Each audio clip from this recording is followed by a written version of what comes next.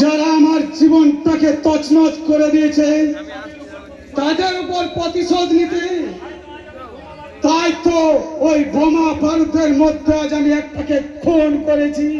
বলে দাদা, তুমি মানুষ খুন করেছো?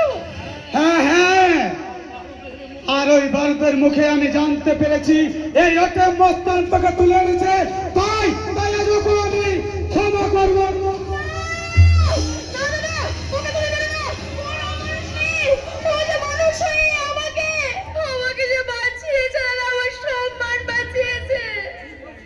কি বলছিস তুই?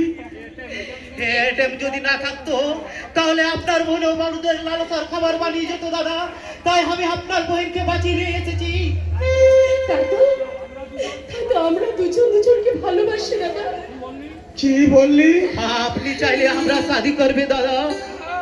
না, এই বিবেক দত্তর বোন কখনো একটা মস্তানের গলায় মালা দিতে পারে না।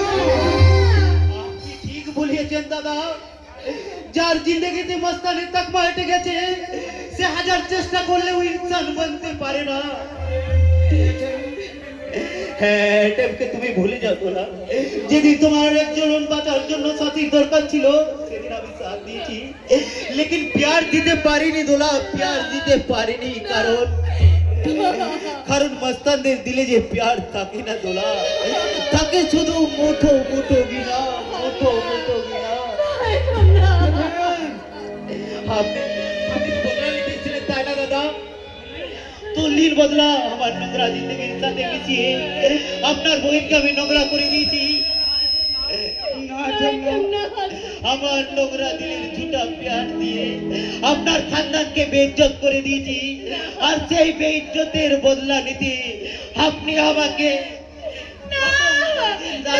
খতম করে দিন, খতম করে দিন। তবে তাই হোক, এতে মস্তান একজন মস্তান হয়ে আমার বোনকে ভালোবেসে যে তুমি আমার বংশের বেইজ্জত করেছো, তার অপরাধের শাস্তি দিতে আমার বংশের ইজ্জতের ভার আমি তোমার হাতে তুলে